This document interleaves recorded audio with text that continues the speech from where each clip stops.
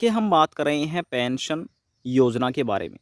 अब जो फ़िलहाल अब तक जो पेंशन आज से दी गई है, वह जनवरी, फरवरी और मार्च की महीने की है, जो कि 3-3 हज़ार रुपये प्रत्येक दिव्यांग, विधवा, वृद्धावस्था और तलाकशुदा पेंशनधारकों के बैंक खाते में सरकार की तरफ से पेंशन राशि को ट्रांसफ़र किया गया। हालाँकि इसी बीच बहुत से ऐसे पेंशनधारक भी हैं, जिनके बैंक खाते में सरकार की तरफ से जनवरी, फरवरी और मार्च महीने की पेंशन राशि को ट्रांसफ़र नहीं किया गया।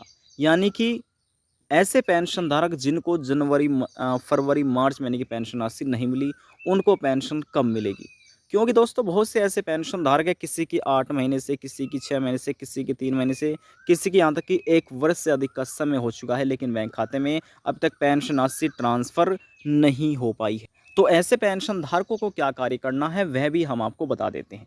देखिए, अभी पेंशनधारकों के पास बहुत ही कम समय बचा हुआ है। जल्द ही सरकार लाभार्थियों बैंक खाते में पेंशन को ट्रांसफ़र करने जा रही है। उन पेंशनधारकों के पास बहुत कम समय बचा हुआ है, जिनकी पेंशन रुकी हुई है। अब पेंशनधारकों को मालूम ही नहीं है कि पेंशन किस वजह से रुकी हुई है। तो देखिए, जो भी सरकार कोई भी स्कीम या योजना चलाती है लाभार्थियों के लिए, पात्र व्यक्तियों के लिए, तो उसके कुछ नियम बनाए जाते हैं, कुछ शर्तें रखी जाती हैं, तभी लाभ दिया जाता है। तो जैसे बात कर रहे हैं पेंशन की, तो पेंशन का आपको केवाईसी कराना अनिवार्य है, जिसने नहीं कराया। इसे पूरा कराने के लिए आपके पास आधार कार्ड होना चाहिए। आधार कार्ड से लिंक मोबाइल नंबर होना चाहिए। जी हाँ, मोबाइल नंबर आपके पास होना चाहिए। इन दोनों डॉक्यूमेंट के माध्यम से आप नज़दीकी सीएससी, जिसे कॉमन सर्विस सेंटर बोला जाता है, वहाँ पर जाकर अपना पेंशन का केवाईसी पूरा कर सकते हैं। हालाँकि जिसने पहले पूरा कर लिया है, दोबारा उनको पेंशन केवाईसी कराने की आवश्यकता नहीं है। बात करते हैं दूसरे कार्य के बारे में। अब जो दूसरा कार्य है पेंशन का, वह आपसे बैंक से जुड़ा हुआ है। देखिए, जो पेंशन धारक है, यदि उन्होंने अपना बैंक खाता अपने आधार कार्ड से लिंक नहीं कराया, तो ऐसे पेंशन धारकों को अपना आधार कार्ड बैंक खाते से लिंक कराने की आवश्यकता है। बहुत से ऐसे पेंशन धारक हैं, जिन्होंने लिंक नहीं कराया, तो उनको पेंशन नहीं मिली, पेंशन उनकी अटक गई है। तो ये कार्य उनको कराना है, जिन्होंने अपना बैंक खाता आधार कार्ड से लिंक नहीं कराया। अपने बैंक में जाकर ये कार्य आप पूरा करा सकते हैं।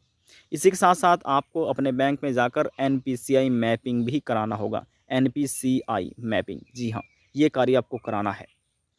ये कार्य आपको पूरा करा लेना है। अब जिस किसी भी पेंशन धारक के पेंशन एप्लीकेशन फ़ॉर्म में गलतियाँ हैं, उन गलतियों को ठीक कराना है। कैसे आप उन गलतियों को ठीक करा सकते हैं? देखिए, बात हो रही है उत्तर प्रदेश राज्य के बारे में, यानी कि यूपी पेंशन योजना के बारे में।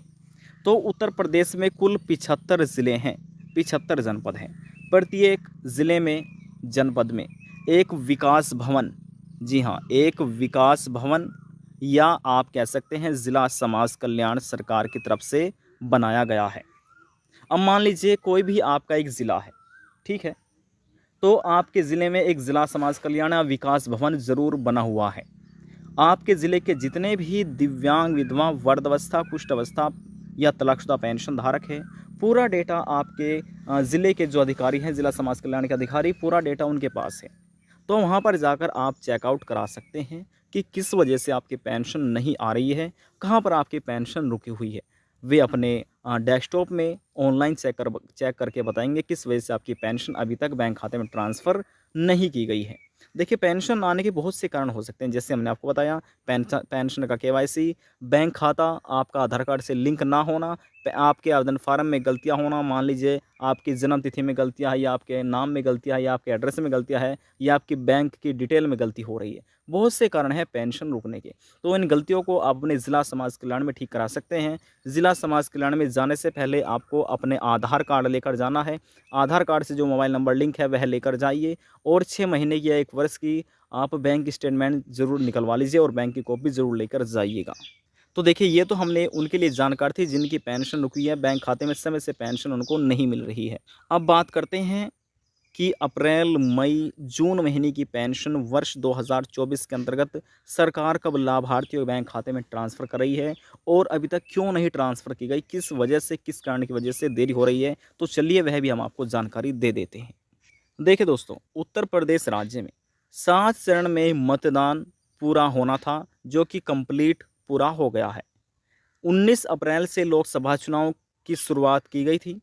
आखिरी फेज़ की वोटिंग 1 जून 2024 को पूरी कर ली गई है। वहीं इसी के नतीजे यानी लोकसभा चुनाव के जो नतीजे हैं, रिज़ल्ट है, वह 4 जून को आना है, जो कि आज 4 जून ही है। तो आज की तारीख में इसका रिज़ल्ट आ जाएगा, लोकसभा चुनाव के नतीजे आने जा रहे हैं। तो इसी के बाद मीडिया रिपोर्ट से मिली जानकारी के अनुसार पेंशन लाभार्थियों को यानी कि पेंशन लाभार्थियों को लोकसभा चुनाव के नतीजे आने के बाद 10 जून के बाद ही पेंशन का भुगतान किया जा सकता है।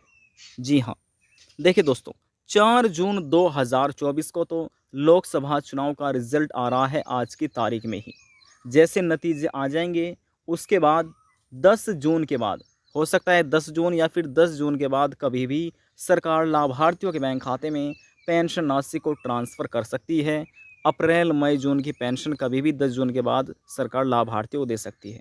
हालांकि जिन पेंशन धारकों की जनवरी, फरवरी या मार्च महीने की या 7 महीने की या 6 महीने की पेंशन राशि रुक रही है, यदि उनके पेंशन एप्लीकेशन फार्म में किसी भी प्रकार की कोई गलतियां नहीं है, तो उनको अप्रैल, मई, जून महीने की पेंशन के साथ साथ ही रुकी हुई पेंशन भी दे दी जाएगी। जी हाँ, ये पेंशन आपको जो रुकी हुई है, इसी के पेंशन के साथ दे दी जाएगी। आशा करते हैं आपको हमारी दी हुई जानकारी पसंद आई होगी। ये भी आपको मालूम हो चुका है कि कब आपकी अप्रैल, मई, जून महीने की पेंशन आएगी। यूपी में कब पेंशन ट्रांसफ़र कर दी जाएगी, ये भी हमने आपको आंसर आपका सवालों का दे दिया है। आज की जानकारी में बस इतना ही। यदि आपको हमारी दी हुई जानकारी पसंद आई तो वीडियो को ज़रूर लाइक कर दीजिएगा। आपके एक लाइक से हमें बहुत ज़्यादा मोटिवेशन मिलता है।